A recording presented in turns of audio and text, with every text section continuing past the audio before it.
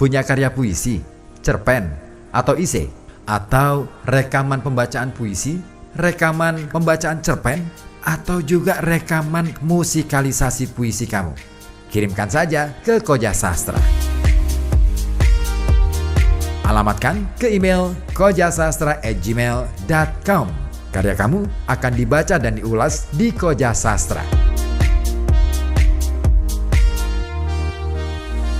Simak acaranya hanya di FM 91,2 Radio Kota Batik. Setiap Kamis pukul 19 sampai 21.00. Kamu juga bisa pantengin via live streaming di channel YouTube Koja Sastra. Dengan ilmu pengetahuan kita bangun peradaban. Dengan teknologi kita bangun kemajuan. Dan dengan sastra kita bangun kehalusan budi dalam berkebudayaan. Salam sastra, salam Koja Sastra.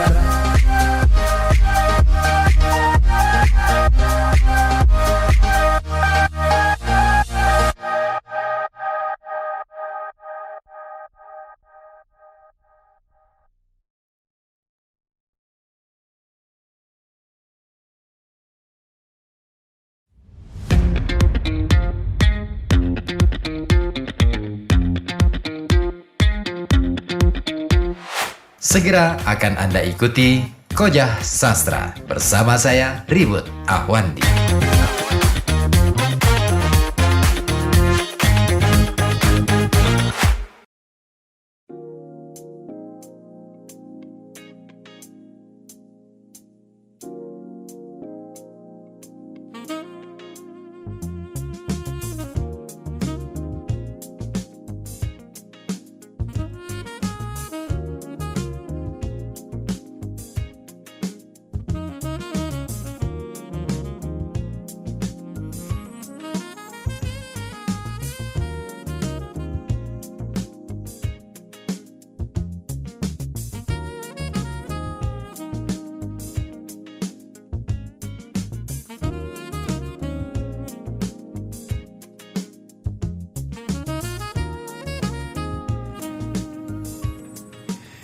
Ya, 15 menit tersisa untuk kebersamaan kita di Koja Sastra.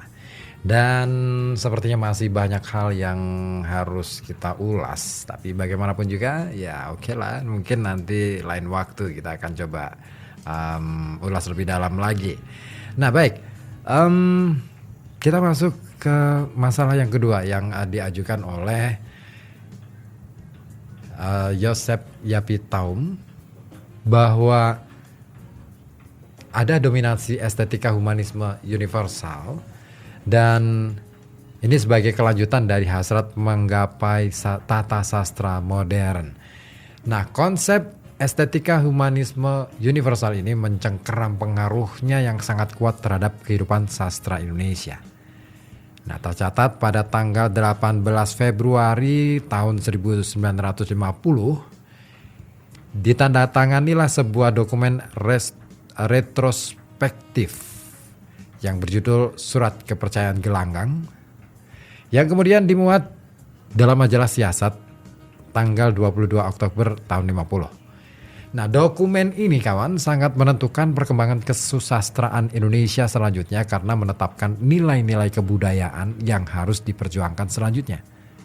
Nah, isi dokumen ini antara lain, yang pertama adalah kebudayaan Indonesia tidak berarti melap-lap kebudayaan lama, melainkan suatu kebudayaan baru yang sehat dengan mempertimbangkan berbagai suara dari berbagai sudut bumi.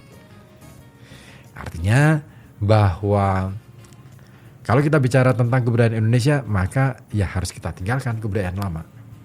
Sudah tidak ada lagi kebudayaan-kebudayaan yang tumbuh dan sudah mendarah daging dalam jiwa manusia Indonesia pada waktu itu. Nah, kemudian yang kedua, revolusi harus dipahami sebagai penempatan nilai-nilai baru atas nilai-nilai usang yang harus dihancurkan. Nah, tentu dokumen itu adalah suatu pernyataan kesetiaan terhadap nilai humanisme universal. Nah, 13 tahun kemudian atau pada tahun 1963 dicanangkan kembali suatu pendefinisian sikap terhadap humanisme universal yang dikenal sebagai Manifest Kebudayaan.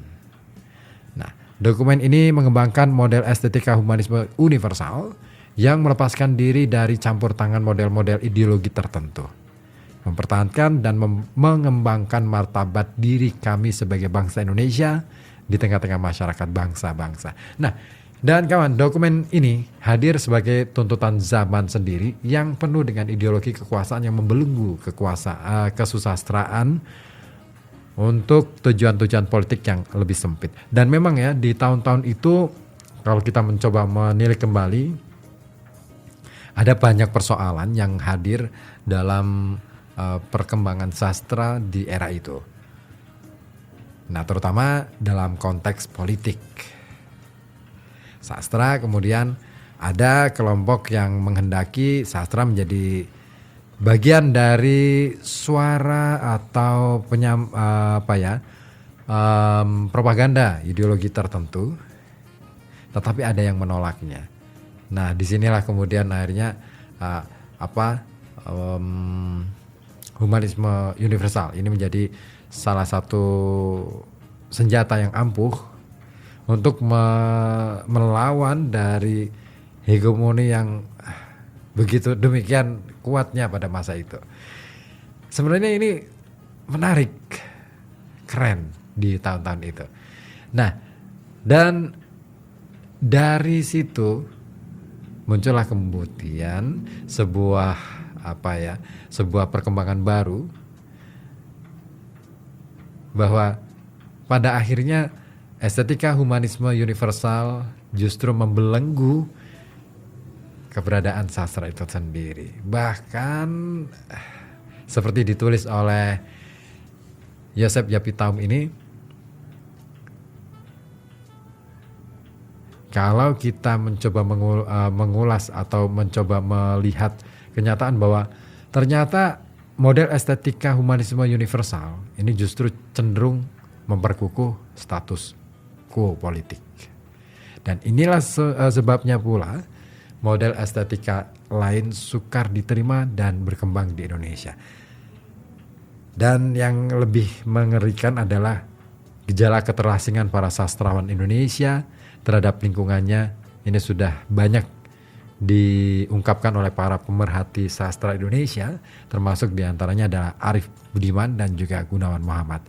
Ya, sastra Indonesia sesungguhnya masih berada dalam suatu dilema antara masa silam yang menjauh dan masa depan yang belum pasti. Nah, setelah puing-puing suram dunia kolonialisme dan pemandangan bersahaja dari udik negeri ini menghilang, suatu poster modern total yang intens, resah, dan individualis belum terwujud benar.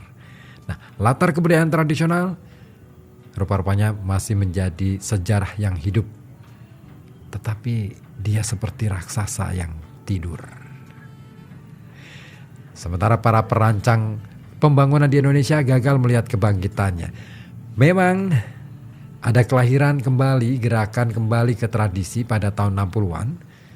Dan generasi Ayub Rosidi yang berciri ungkapannya lebih manis, kurang polemis, diperindah dengan warna lokal, terus kemudian tema-tema legenda mulai dibangkitkan. Namun perumusan dan penemuan suatu identitas nasional dalam warna sastra Indonesia yang mengakar rupa-rupanya belum juga dilakukan. Nah, ini menjadi persoalan karena memang dalam masa Orde Baru sastra daerah kemudian kembali surut, sekalipun kadangkala dia muncul, dia hanya menjadi semacam boleh dibilang ya hanya sekadar lewat gitu. Berat ya. Koja Sastra.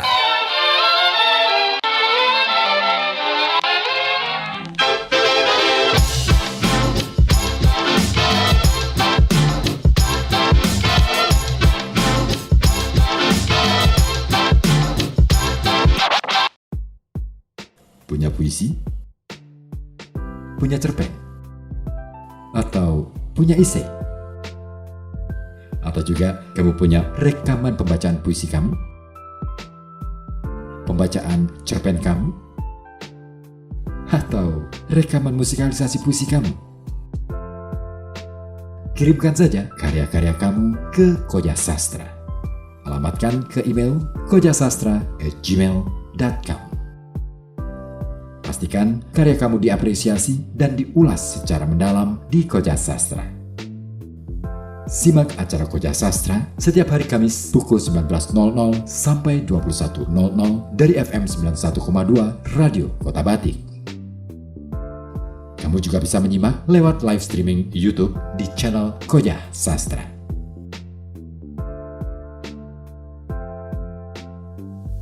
Dengan ilmu pengetahuan, kita bangun peradaban. Dengan teknologi, kita bangun kemajuan.